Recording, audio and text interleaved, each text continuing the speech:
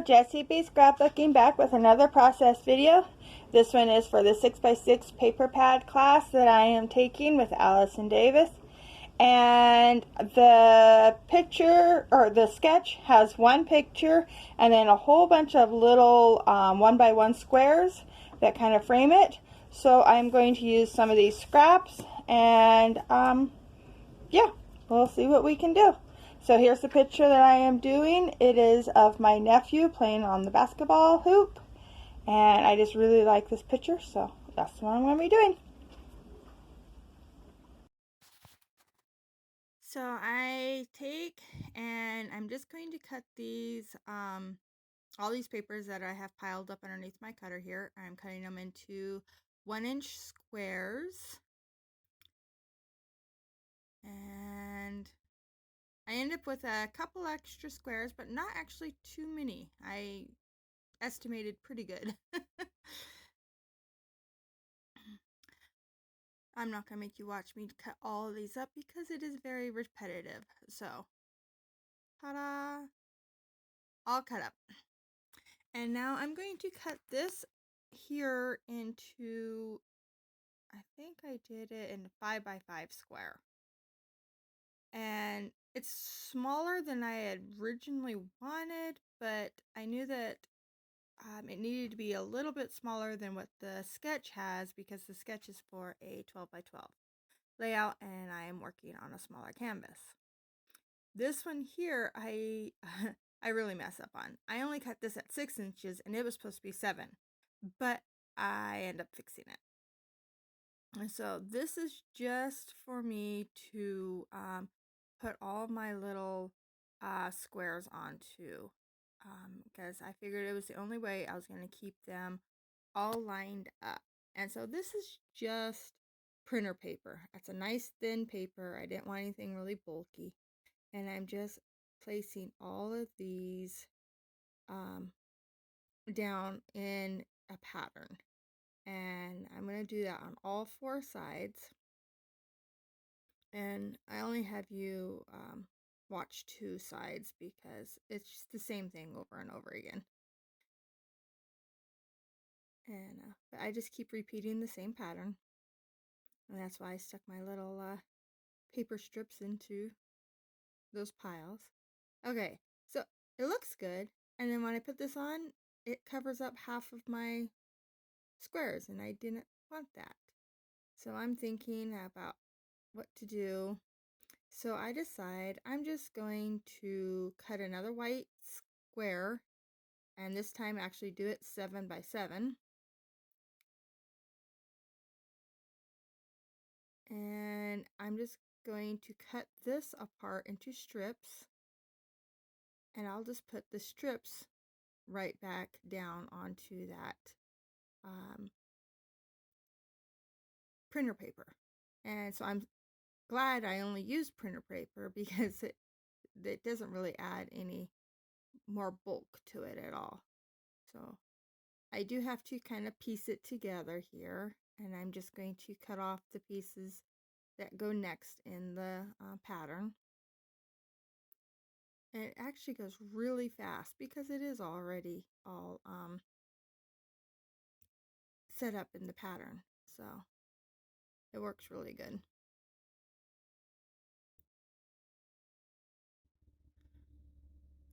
Just trimming it up so it all looks good.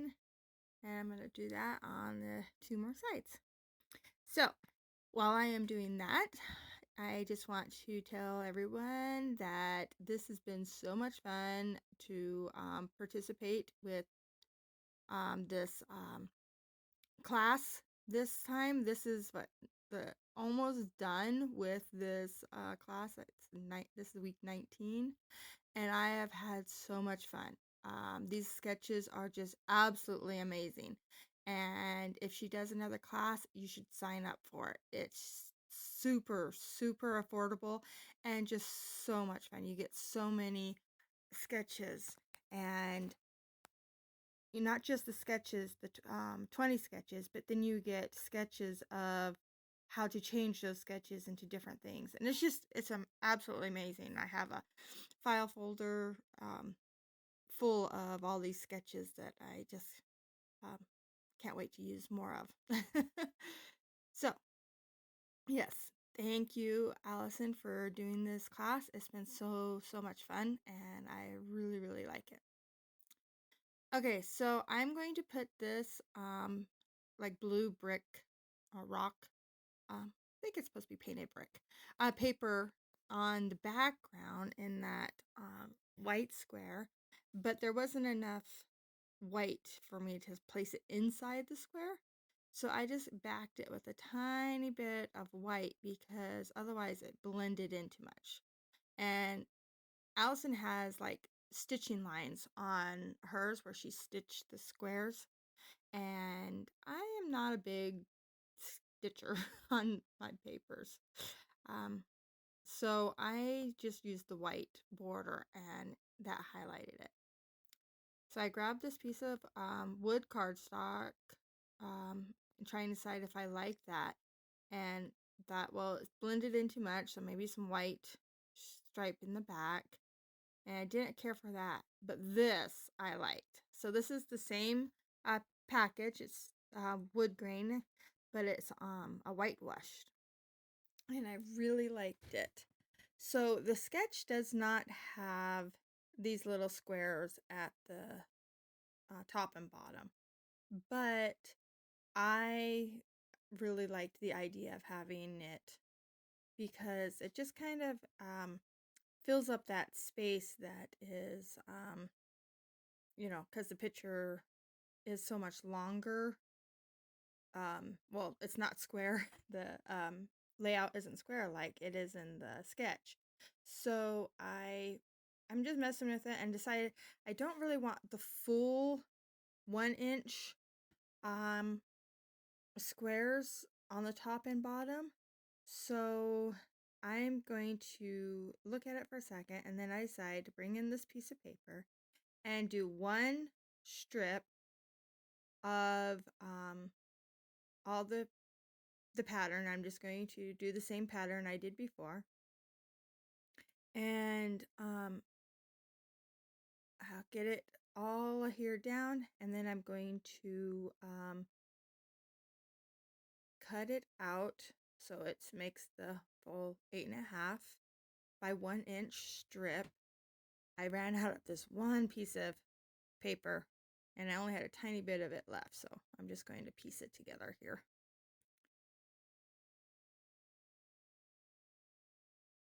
And then after I get this all done, these last two little pieces put on,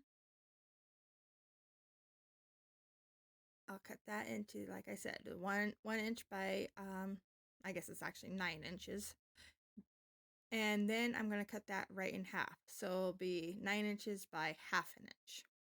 And then I'm just going to put a 1/2 inch on the top and a 1/2 inch on the bottom. And I really think that pulls it all together. Just gives it that little bit of border, but not so overpowering. I'm sorry about my head getting in the way there. I was trying to keep it back. So now I got to put the square down here. And in the sketch, it's in the center of the page. And I put mine off to the side because my picture doesn't fit in the center. So I wanted it off on the side a little bit. And that way it kind of balances out.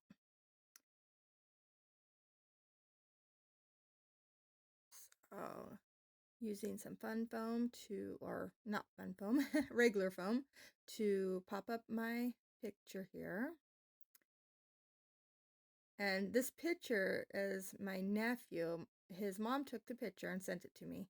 And it was like right before 8th grade graduation last year. And he, well, in 2021, but last school year.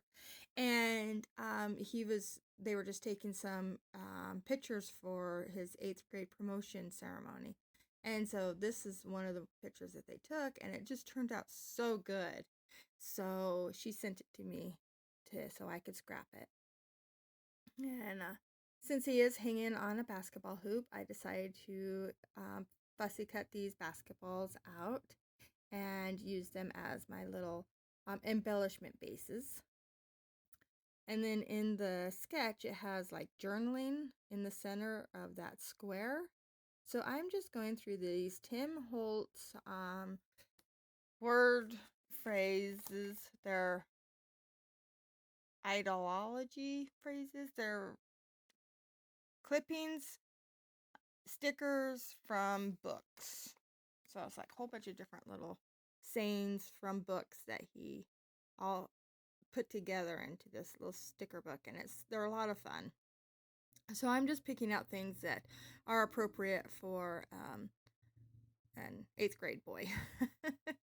And then I'm just kind of arranging them of how I want them to go on the page. It works really well on this acrylic block. So as I'm putting these down, from top to bottom, they're going to read, "A good little boy learning to fly, hold tight a while. His eyes were bright, happiness. Do all the good you can. He was an extraordinary talker." And those are just little things that I thought would remind me of my nephew. So I stuck them down there.